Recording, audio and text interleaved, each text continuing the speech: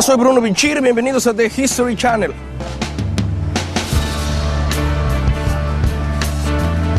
Hay fragmentos de la historia ocultos en el corazón de las ciudades. Relatos escondidos que en realidad duermen frente a nuestros ojos en plazas, esquinas, calles y monumentos urbanos. La ciudad nos está llamando, porque siempre hay una historia escondida en la jungla de cemento y nosotros hoy vamos a descubrirla.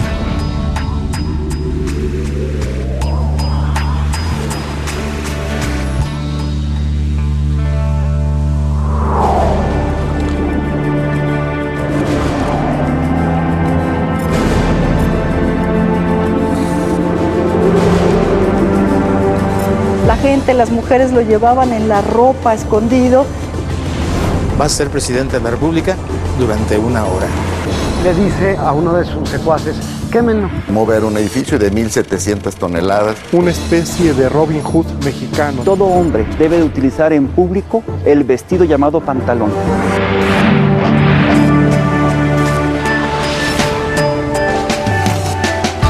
En el estado de Jalisco se encuentra Guadalajara, la segunda ciudad más poblada de México. Guadalajara es una de las sedes culturales, industriales y económicas más importantes del país. Sus 4 siglos y medio de tradiciones y cultura contienen algunas de las más exóticas y misteriosas historias de Latinoamérica. La ciudad de una de las más originales cocinas regionales, los mariachis y el tequila, fue un punto estratégico en la Guerra de la Independencia. Miles de colonos lucharon por liberarse del dominio español para forjar a una de las más bellas ciudades latinoamericanas.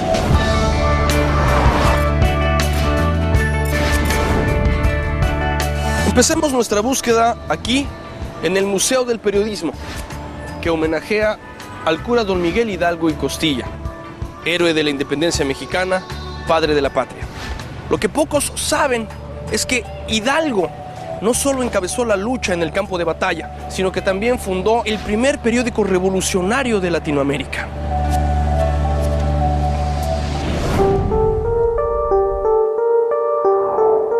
Nos encontramos en la Casa de los Perros, que es llamada así por los perros de cantera que hay afuera de esta casa, y en esta casa fue donde estuvo la primera imprenta de Guadalajara.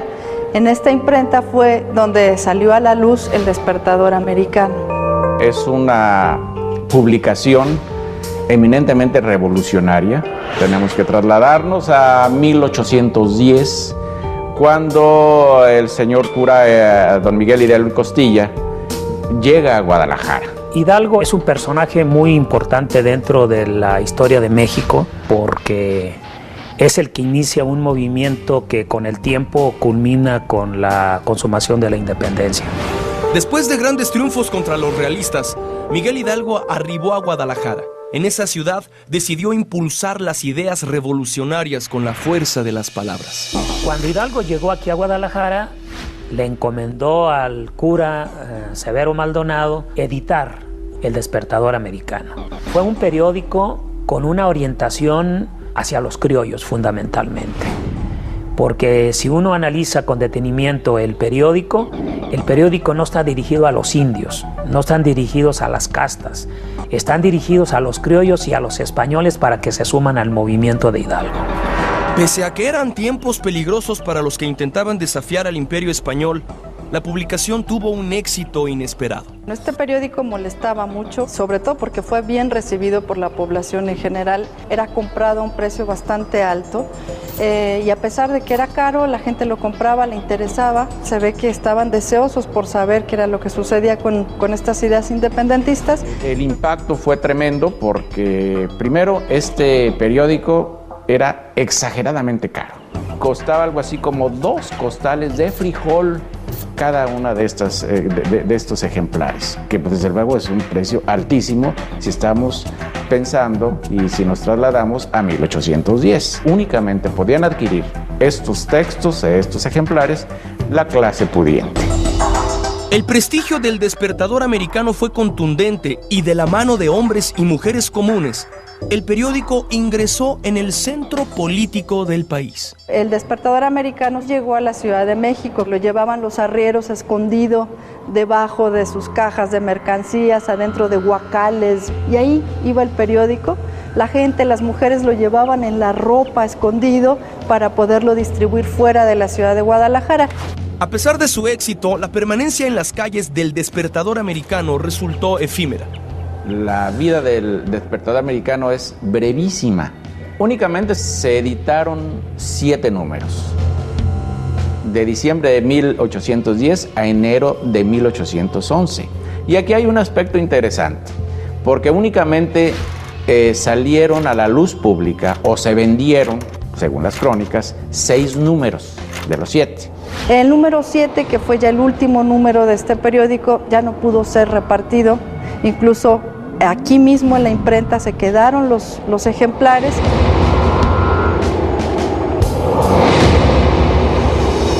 El Despertador Americano dejó de publicarse, dejó de circular porque Hidalgo salió de Guadalajara, siguió tratando de conquistar el resto del país. Derrotan a Miguel Hidalgo en una zona que se conoce como Puente de Calderón.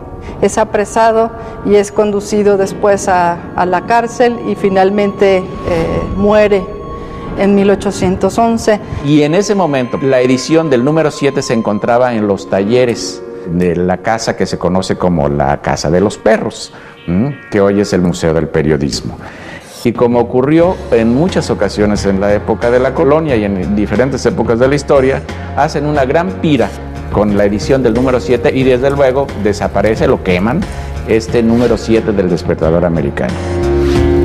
Años después de su presunta desaparición, el número 7 del Despertador Americano fue encontrado muy lejos de Guadalajara, en la Biblioteca Nacional de Chile. Durante muchos años se creía perdido este número 7 o hasta se pensaba que nunca se editó el número 7 del Despertador Americano. Lo que nosotros conservamos aquí en la biblioteca, los 7 números del Despertador Americano, es una edición de 3 páginas únicamente y está aquí también incluido el escurridizo número 7, este que prácticamente no sabíamos de su existencia y que finalmente ya tenemos con este la colección completa del Despertador Americano. Al sur de Guadalajara se encuentra Tlaquepaque.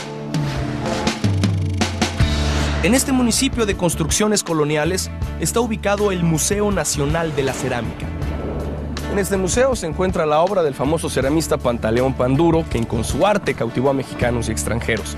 Lo que pocos saben es que con su mismo arte logró lo que muchos políticos no consiguieron con sus discursos.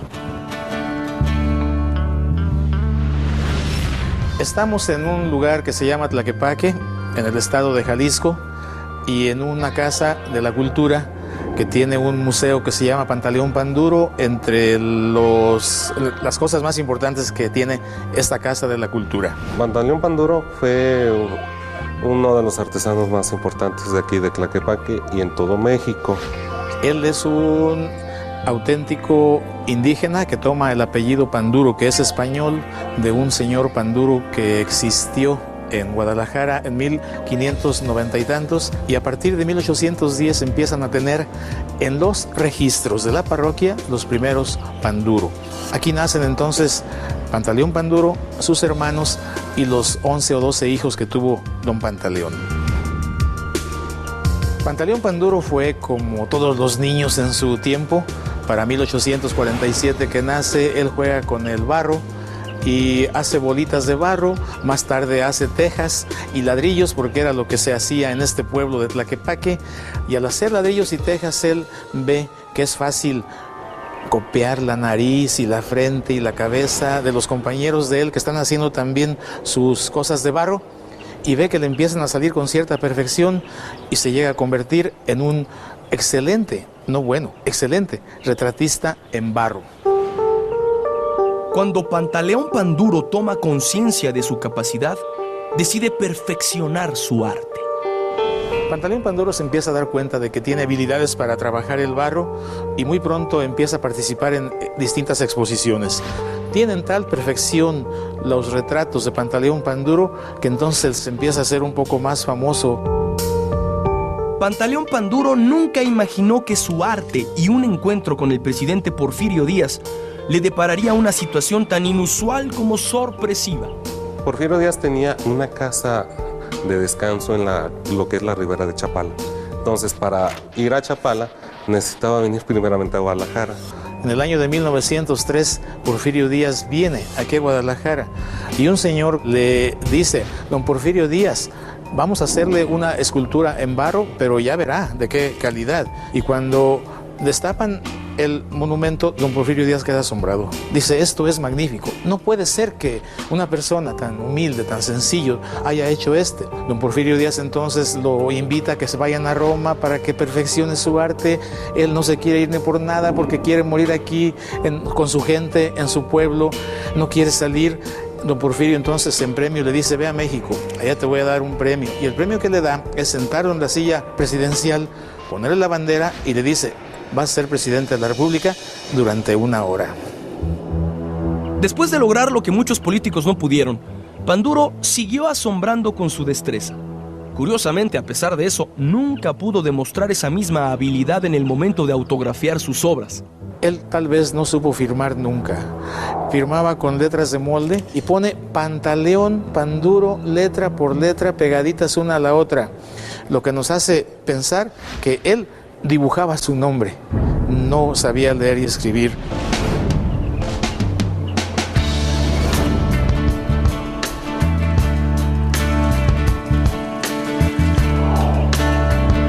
Más adelante descubriremos que hay detrás de una ley que obligaba a todos los hombres de Guadalajara a usar el pantalón. Además, conoceremos la historia de una iglesia que se construyó para eliminar el recuerdo de unos queridos y populares ladrones. Todo esto cuando regresemos con Historia Secreta.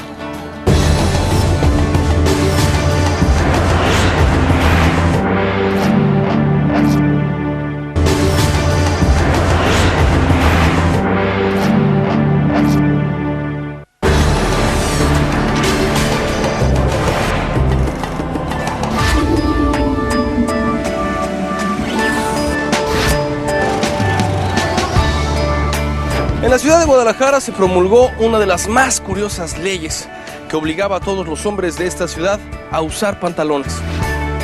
La causa, la indiscreta ropa que usaban los campesinos del lugar. Nos encontramos en lo que alguna vez fue la garita Piedras Negras, el lugar que ningún hombre podía cruzar sin respetar la estricta ley del pantalón.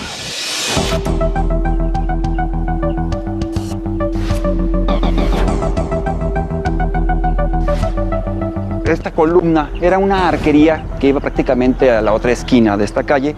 Aquí era la entrada a la ciudad.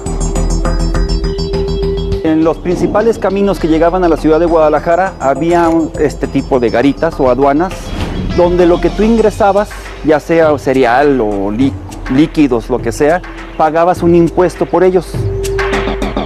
A finales del siglo XIX, la vestimenta utilizada por los campesinos indígenas que llegaban a Guadalajara era el calzón de manta.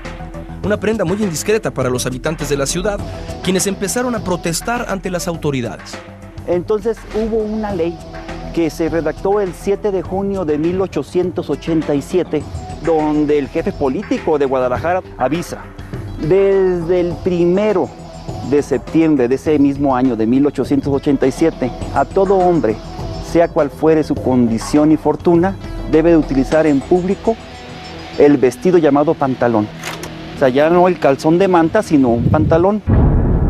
El calzón de manta era como un tipo pañal, ahora sí, donde lo metías y ya aquí lo amarrabas. Esta es nuestra interpretación de lo que pensamos es el calzoncillo de alguna manera de las personas campesinas, ¿no? Esta es una tela que se llama yute o yutina, la cual está elaborada a base de fibra natural, lo cual era muy fresco, muy cómodo para el indígena. Por otro lado, muy económico. Recordemos que esta gente tenía muy pocos recursos económicos y efectivamente necesitaban optimizarlos. En el siglo XIX, pues obvio que ya existía el pantalón, pero pues los indígenas en su mundo, pues no. Entonces a la hora que vienen a la civilización, a la ciudad, pues hay que entrar dentro del juego. A pesar de resultar cómodo para los campesinos, las mujeres de las clases altas comenzaron a mostrar un marcado disgusto por esa forma de vestir. Resulta de que tal vez en un paso que diste más largo, salió alguna parte de tu cuerpo a relucir. Entonces alguien que vio principalmente a las mujeres, pues pegaron el grito del cielo y fueron a quejarse de que se veía muy grotesco y muy vulgar ese tipo de asuntos, ¿no? Aunque para la aristocracia el problema estaba mayormente resuelto, en muchos casos la ley resultaba muy difícil de cumplir para los indígenas. Cuando los obligan a ponerse pantalón, bueno, pues sí les causan problemas en su trabajo, desde luego. Y desde luego un gasto. Y a todos los pobladores fuera de la ciudad de Guadalajara les cayó como un cubetazo de agua fría. Pues imagínate, es su ropa normal. La gran mayoría no sabía leer ni escribir. Entonces, si estaba esta ley, ellos nunca se iban a enterar. Si te agarraban en la calle con la clásica vestimenta del calzón de manta, pues tenías que pagar o un peso de multa, que era mucho dinero en aquellos tiempos, u 8 días de reclusión. La gente de los poblados fuera de la ciudad de Guadalajara hacían un tipo de cooperacha, o sea, cada quien daba algo de dinero para hacerse de un pantalón. Entonces, si le tocaba el turno a tal persona para venir para acá, pedía el pantalón. ¿Saben qué? Préstame el pantalón para que voy a ir a Guadalajara. Y ya que llegaban a Guadalajara, antes de entrar a la ciudad, o sea, afuera de las garitas, se quitaban el calzón de manta y se ponían el pantalón. Mi abuelo era arriero y que cuando venía a Guadalajara a traer sus mercancías, al llegar a la garita tenía que ponerse pantalón para poder entrar, y si no lo traían tenían que, aquí se lo proporcionaban. Aquí es donde checaban, ahora sí, que tuvieras o no tuvieras pantalón. Del otro lado es donde la gente llegaba con calzón, ahora sí, calzón de manta, y se ponía el pantalón allá. Y ya entrabas aquí con pantalón, porque si entrabas ya un paso aquí, ya pagabas tu pesote, ¿sí? Un pesote, o ya te ibas a la cárcel directamente. Además de influir en la vida de los campesinos, la ley también produjo un lucrativo negocio para los oportunistas. Desde ese 1 de septiembre de 1887 nació una nueva profesión. Afuera de las garitas había personas que te rentaban pantalones. Tú rentabas, entrabas a la ciudad, hacías tus negocios, ¿sale? Y cuando salías, lo entregabas. A través de los años, el poder político impulsó constantemente la modificación de las costumbres indígenas. Es una cosa curiosa de que cuando llegan los conquistadores españoles a México, entonces los misioneros se encargan de obligar a los indígenas a quitarse el taparrabo y ponerse calzones. Y así pasaron 300 años, pero luego viene, en otro afán civilizador, entre comillas, se obliga por ley a los rancheros a quitarse el calzón y ponerse pantalón. La curiosa ley del pantalón modificó las costumbres de todo un pueblo. Igualmente inusual fue el rito que un barrio inició para agradecer la beneficencia de un ladrón. En el barrio El Carrizal, al noroeste de la ciudad, se encuentra la iglesia de la Santísima Trinidad, un templo que nació para destruir un santuario dedicado a la memoria de un maleante. Estamos en la iglesia de la Santísima Trinidad de Guadalajara. Entre fines del siglo XIX y principios del siglo XX, aquí se acababa la ciudad de Guadalajara, era una orilla de la ciudad, donde vivía mucha gente un poco que venía de fueras a establecerse en los arrabales de la ciudad. Y entre esa gente surgió una especie de Robin Hood o de Chucho el Roto, que es el símil mexicano de Robin Hood. En este barrio del Carrizal vivió un hombre llamado Juan, y todo mundo no conocía su apellido porque le apodaban Juan el Sacatripas. Esa era su ocupación.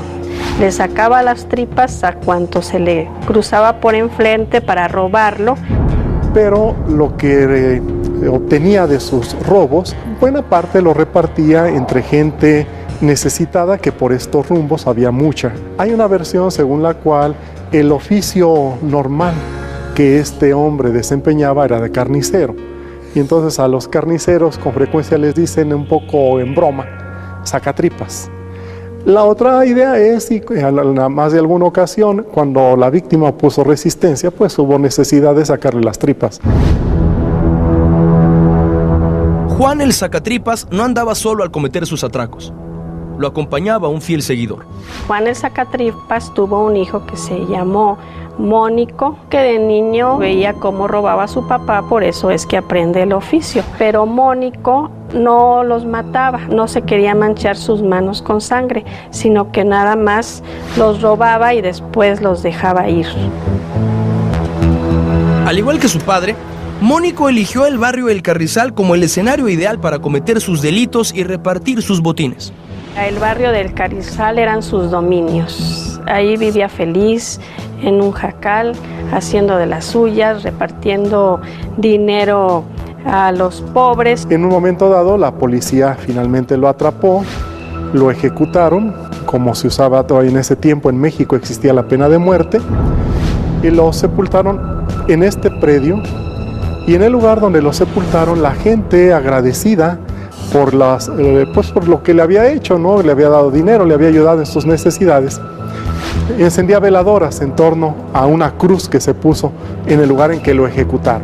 Fue erigida una ermita que medía 1 metro de fondo y 1,5 metros de alto.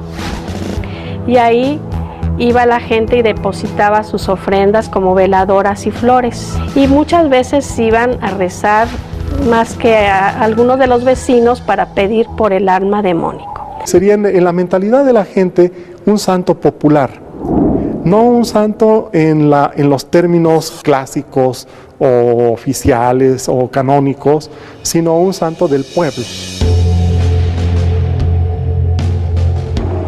Esta costumbre no tardó en alertar a la autoridad eclesiástica de Mexicalcingo, un pueblo vecino a El Carrizal. Esto fue el fin de la adoración a Mónico. Al párroco de Mexicalcingo es a quien se le ha venido la idea de sustituir la ermita por una iglesia que sirviera como ayuda a la parroquia de Mexicalcingo.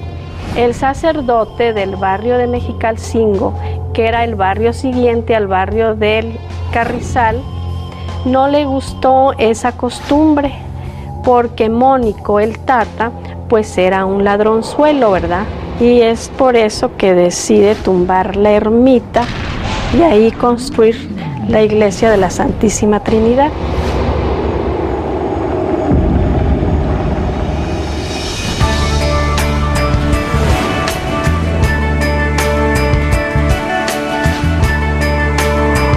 Al regreso de Historia Secreta, revelaremos la otra vocación de uno de los más grandes escritores latinoamericanos del siglo XX, Juan Rulfo. Además, conoceremos la historia de una guerra en la que uno de los bandos estaba encabezada por inesperados personajes.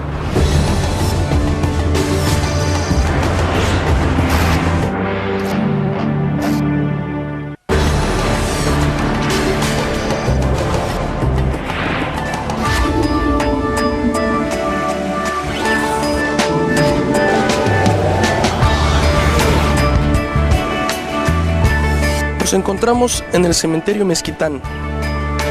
En este panteón fueron fusilados muchos de los religiosos que participaron en la Revolución Cristera, una intensa guerra entre el gobierno y la iglesia. Lo que pocos saben es que algunos de los cristeros, fanáticos defensores de los derechos de la Iglesia Católica, cometieron temibles actos en nombre de su causa. Este es el Panteón de Mezquitán de Guadalajara. Aquí en este muro podemos ver unos boquetes de balazos. Aquí venían a fusilar a los cristeros. La guerra cristera se llama así porque su lema era al grito de Viva Cristo Rey. La guerra cristera fue un conflicto entre el Estado y la Iglesia que comenzó en 1926, después de que el presidente Plutarco Elías Calles promulgara una ley adversa a los intereses del clero. Esta ley redujo en un mínimo a los sacerdotes para que impartieran la misa. El gobierno prohibió las órdenes monásticas, cerró seminarios, expulsó sacerdotes extranjeros. Los católicos se empezaron a organizar, había grupos de católicos jóvenes que manifestaban su desacuerdo por esas medidas. Y fue como inició el movimiento cristero. Los fieles cristianos no estaban dispuestos a que el Estado les limitara sus actividades religiosas, por lo que comenzaron una protesta pacífica. Los católicos no reaccionan desde un principio como algo violento, con violencia. Los católicos juntan 2 millones de firmas en donde la mandan al Congreso, al gobierno. El gobierno evidentemente no hace caso de eso, ni el Congreso, ni el Ejecutivo, y bueno, optan por una medida violenta, armada. La lucha armada se desencadenó cuando en una iglesia de la ciudad se produjo un violento enfrentamiento entre los católicos organizados y el ejército. Aquí a unas pocas cuadras de donde nos encontramos está la iglesia del Santuario de Guadalupe.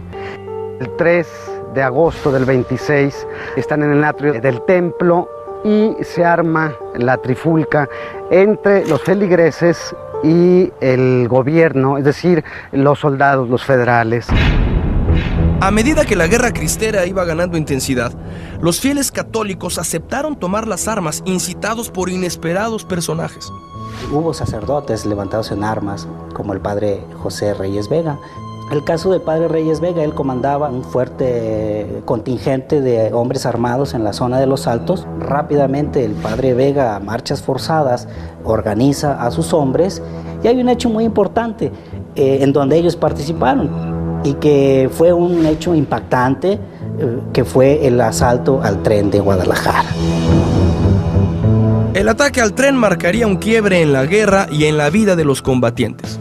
El 3 de agosto, propiamente, un tren de Guadalajara sale de la Ciudad de México, lleva un pelotón de 15 soldados y 5 o 6 vagones de primera y segunda clase. Y en un lugar que se llama El Limón se escuchan los primeros balazos y el descarrilamiento de la locomotora y de los primeros vagones. La comandancia o el grupo de soldados que iban resguardando el convoy empieza a repeler el ataque. Cae el último hombre de la guardia que iba en el convoy. Los cristeros toman lo que tienen que tomar, su objetivo, las armas, los pertrechos. Lo que en un principio fue un asalto, pronto se transformó en un acto cargado de inusual violencia. Hay una escena que es un poco fuerte, un poco, digamos, dantesca, pues, la cuestión del tren, porque no se limitaron a eso, sino que lo quemaron. Está quemando el tren, llegando a calcinar 70 inocentes. Alguna gente logra salir de él, los llevan con el padre Vega.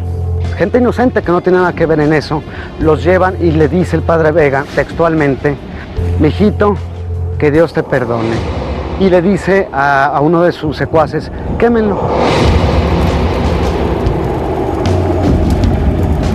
Supuestamente no querían testigos, ¿no? Y además el odio que tenían los cristeros contra los federales, eso también motivó a matarlos.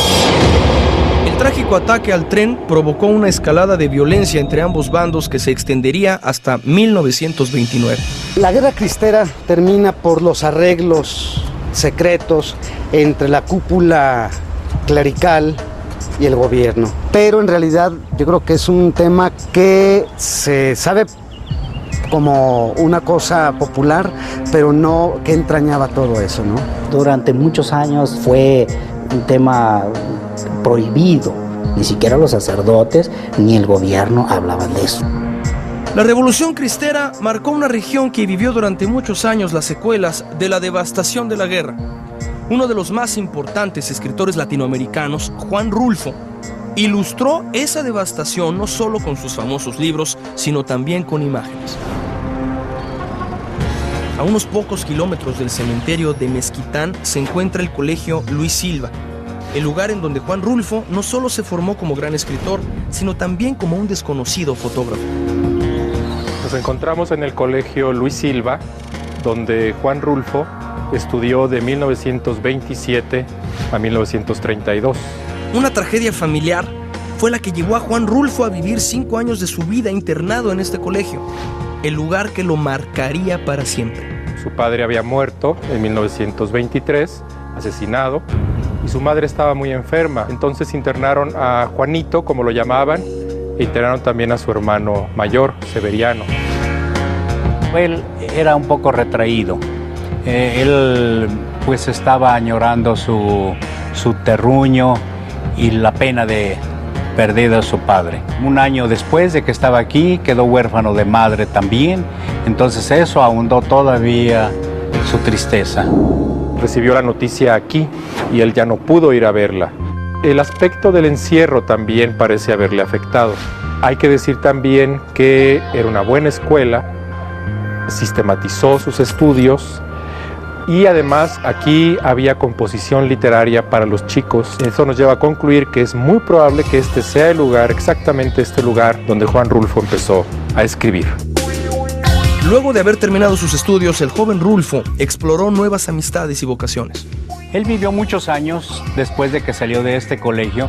Vivió una vida bohemia aquí en la ciudad, recorriendo los cafés que por aquí en el centro histórico tenemos aquí en Guadalajara, y se hizo rodear de algunos amigos que también les gustaba la bohemia.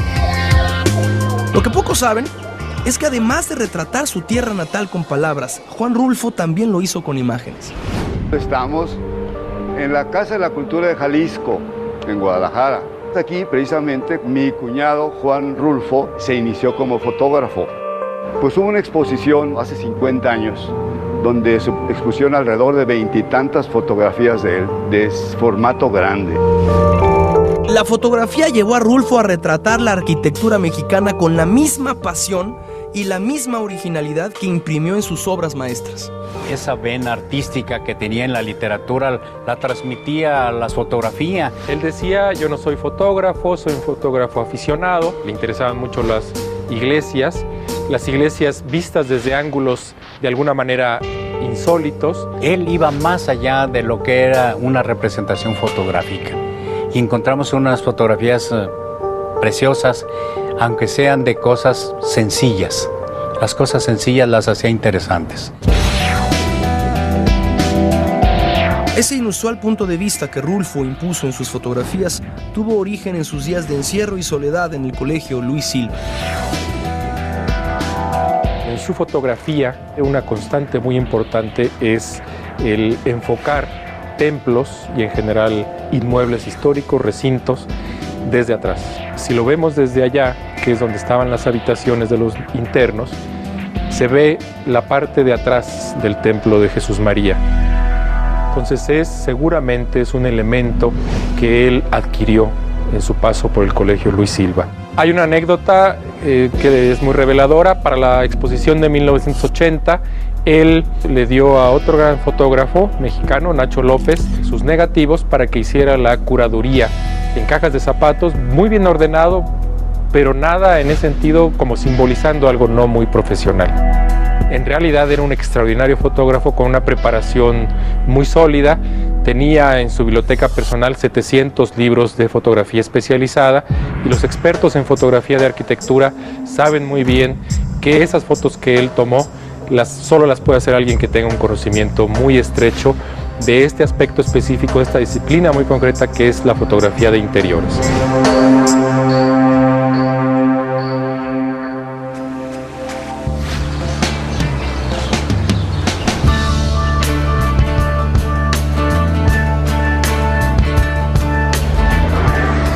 Más adelante conoceremos el accidentado motivo que definió la vocación del padre del mural más importante de Latinoamérica. Descubriremos cómo un ingeniero logró desplazar un imponente edificio sin suspender su funcionamiento y en tiempo récord.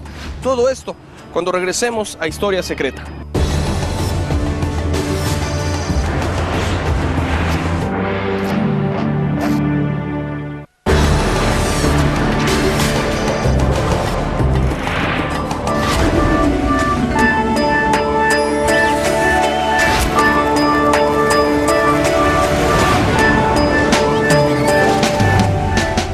Aquí, a tan solo unas cuadras del centro de la ciudad, se encuentra la Universidad de Guadalajara, un antiguo edificio donde el pintor José Clemente Orozco pintó uno de sus más famosos murales. Lo que pocos conocen es la situación por la cual Orozco se transformó en uno de los artistas mexicanos más importantes del siglo XX.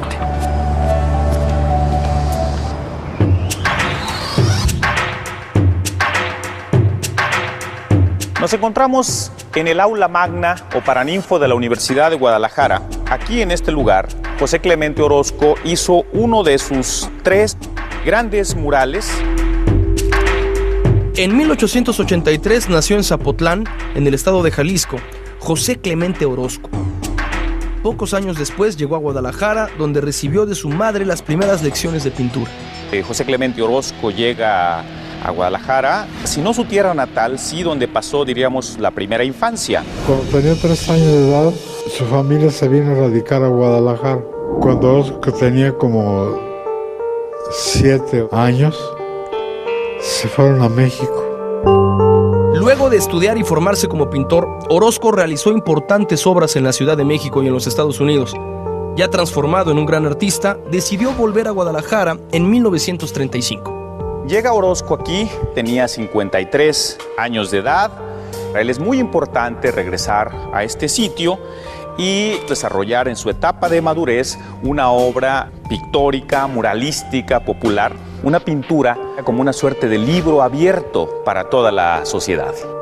Los entonces intelectuales de Guadalajara no le dieron importancia a la llegada de Orozco. Pasó completamente desapercibido.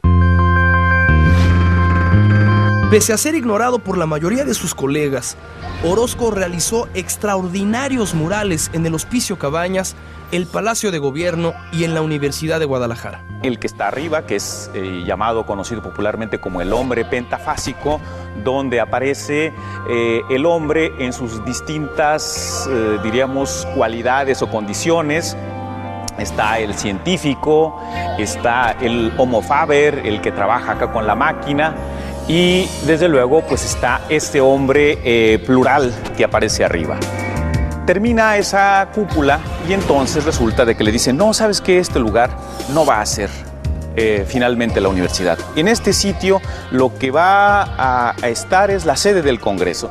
Y entonces aquí hace al fondo, en ese nicho, los llamados falsos líderes o los líderes espurios que son acosados por una multitud hambrienta, y desde luego pues ahí diríamos que pictóricamente pues Orozco se regodea en cierto feísmo, trata de acentuar este pueblo, diríamos, desnudo, hambriento, al que le aparecen los huesos, y luego los otros, los que se enriquecen con el trabajo, con la explotación, con la confianza del pueblo.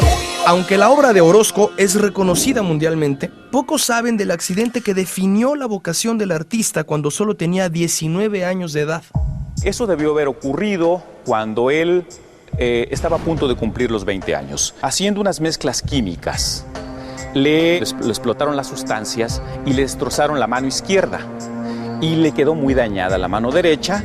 También había tenido una pequeña insuficiencia cardíaca y pues diríamos ahora que sí que todo se le complicó. Tenía una visión muy mala, usaba unos lentes como fondo de botella de tan gruesos, escaso oído y manco. El accidente limita a Orozco porque Orozco ya no puede dedicarse completamente a hacer una actividad como cualquier otra persona que dispone de sus 2 manos. Nunca se supo la razón por la que Orozco volvió a Guadalajara. Jorge Martínez, quien fue ayudante del muralista, nos revela el verdadero motivo. Le dije, maestro, ¿por qué escogió usted Guadalajara para dejar sus grandes obras? ¿Qué preguntas me hace? Son tan grandes estos muros, se prestan tantos para desarrollar lo que uno quiere. Años después de que Orozco realizara sus murales en la ciudad, existió un ingeniero que, sin ser un gran artista, ejecutó una curiosa idea que con el tiempo se transformaría en una monumental obra. A unas cuadras de la Universidad de Guadalajara se encuentra el edificio de la Telefónica, cuya historia guarda uno de los mayores desafíos de la ciudad: el movimiento de un edificio ideado por el ingeniero Jorge Matute Remos. En los años de 1948 empezó un proyecto de ampliación de calles de la ciudad. Se plantea a través de las autoridades ampliar dos avenidas de las más importantes de la ciudad, Juárez y de otra calle que se llama 16 de septiembre, Alcalde. En ese lapso, pues, del 48 al 50, la central, la única edificio que no se pudo ni demoler ni hacer nada fue esta central telefónica, que era conocida por todos los tapatíos como la Telefónica. Hubiera sido un problema de que tenían que suspender el servicio telefónico por un cierto tiempo y entonces eso representaba pues un cierto grado de incomunicación para la ciudad. ¿Cómo superar esta ampliación tan violenta de una calle sin que uno de sus hitos tecnológicos, por decirlo así, dejara de funcionar y siguiera adelante? Lo que nadie imaginó es la sorpresiva idea que propuso un audaz y reconocido ingeniero, Jorge Matute Remus. En ese momento el ingeniero Jorge Matute Remus, que tenía una gran capacidad técnica, fue convocado para ver qué se hacía con el problema y él dijo, bueno, pues simplemente movemos el edificio. Fue algo que la gente y las autoridades tomaron al principio con incredulidad. ¿Cómo que vamos a mover el edificio? En una siguiente reunión él llevó unos antecedentes de proyectos de cómo poderla mover. Ha habido otros edificios en el mundo que se han movido y los está viendo actualmente, etcétera, ¿no? Vinieron ingenieros de Nueva York para ver si lo que se estaba diciendo en esta ciudad provinciana de los años 50, un ingeniero de aquí podía hacer eso. Finalmente, el ingeniero Remus logró defender su plan y ponerlo en marcha ante el asombro de todos. El sistema consistió en adquirir un predio atrás de donde se iba a recorrer el edificio, que era una casa. Se hicieron las adecuaciones de cimentaciones donde iba a caer el edificio una vez recorrido. Se hizo una especie de estructura para poder en su momento cortar las columnas y desplazarlas como un vagón de ferrocarril, era lo que decía el ingeniero. Esa fue su idea. No nomás se desplazó derecho, sino que se acomodó con una cierta trayectoria que le dio un grado mayor de dificultad. Bueno, estamos parados enfrente del edificio de la Telefónica. Aquí a mi espalda es una figura del ingeniero en actitud de mover el edificio, que es un homenaje que la ciudad le realizó al ingeniero. El edificio en su origen estaba más o menos en donde empieza el primer carril. El problema fue, desde el principio, digamos, aquí abajo hay unos cimientos y había unos cimientos allá. Entonces fue recortar esos cimientos, liberar el edificio para dejarlo como una especie de caja suelta, ubicada encima de estos rieles y esta estructura. Y entonces ya la cama esta, irla recorriendo hasta llegar exactamente al lugar que ahora ocupa.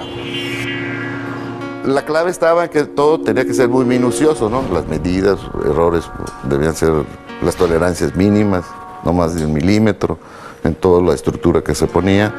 Y además había que tener sincronía a la hora de empujar el edificio, donde con cronómetro en mano y todos los que operaban los gatos, y el ingeniero Matute con un magnavoz señalaba los tiempos, 1, 2, 3 y empujar. 1, 2, 3 y empujar. El personal estuvo siempre trabajando, nunca se suspendieron las labores del servicio telefónico, nunca se suspendió. Yo tengo la vivencia de ahí que una tía mía era la directora de las telefonistas ahí, entonces ella decía que no se sintió jamás ningún movimiento. Pese a que muchos de los jóvenes desconocen el lugar original de la Telefónica, el desplazamiento del edificio constituyó hace más de 50 años un acontecimiento que despertó la curiosidad de todo el pueblo. Fue algo que tardó 5 días, ¿no? Se movía a razón de no sé cuántos centímetros por hora. Concitó la admiración y la curiosidad de muchísima gente que iba a ver cómo se movía la Telefónica. La gente iba a diario a ver qué estaba pasando, ¿no? Y observar y estar presentes en toda la maniobra.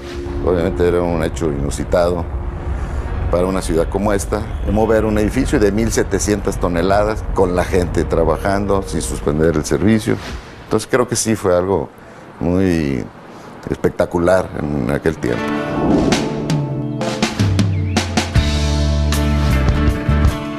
Con el desplazamiento del edificio de la Telefónica, el plan del ingeniero Jorge Matute Remus cumplió con las expectativas de miles de pobladores de la ciudad: no perder los medios de comunicación. 150 años antes, el cura Hidalgo utilizó un medio de comunicación como herramienta en su lucha por un país libre y soberano donde la palabra tuviera más efecto que las balas. Las historias nos regresan al lugar de partida, aquí donde nació la ciudad de Guadalajara. Nuevos relatos escondidos esperan para ser descubiertos. Porque recuerden que siempre habrá una historia oculta en la jungla de cemento. Soy Bruno Bichir para The History Channel. Gracias por acompañarnos.